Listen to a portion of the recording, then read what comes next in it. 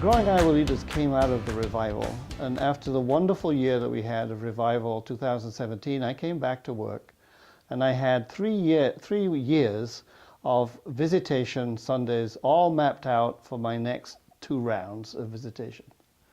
And the staff said, "Bishop, why are you going back to the same old, same old? We've got excitement, people enjoy coming together in these clusters. Why are you coming back to doing the same?" So it made me think, well, how do we follow up the revival? Lydia Buckland and I set off to make appointments with every one of the 20 clusters, all the congregations in their clusters, and we went out between November, December, and all the way through actually to May, to be honest, doing consulting with these congregations and clusters about what's next. We wanted to know where was God moving them, where was the energy in the congregation, and especially if you had hopes for the next 3 to 5 years, what would they be? Well, to our wonderful surprise, people turned up to these clusters in good numbers from every congregation, especially in the smaller congregations. And so we would have spend 2 hours just talking about what kind of their dreams would be and what their hopes would be for the future of the church. And then we asked them, so if there were 3 topics that you wanted to spend a day delving into, what would they be? So in some places that was like, we handed out post-its and they put their ideas down. You know, a lot of them wanted evangelism and storytelling. Youth, what's happening with this generation of people, of young adults who are no longer coming to church as a natural course of things.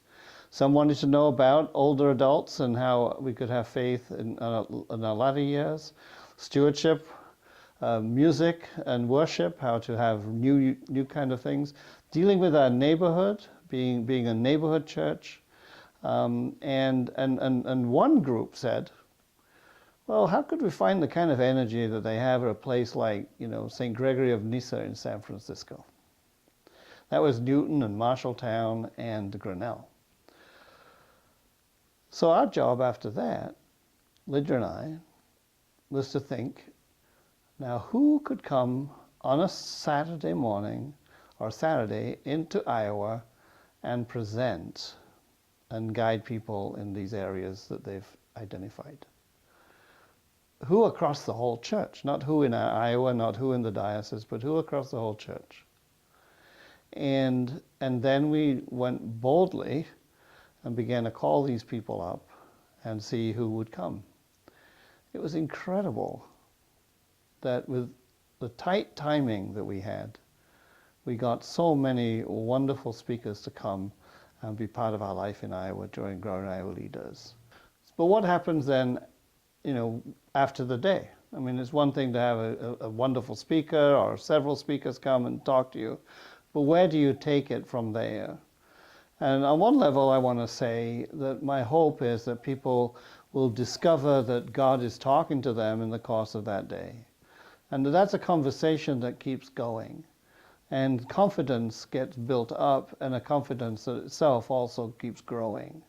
So that I can't say what will happen, except that people will begin to realize to take themselves seriously as disciples and go into the mission that God has for them. God has blessed this desire to follow up our revival in the Growing Iowa Leaders, and we're anticipating just as much excitement as we move into engaging all disciples follow-up year number 2.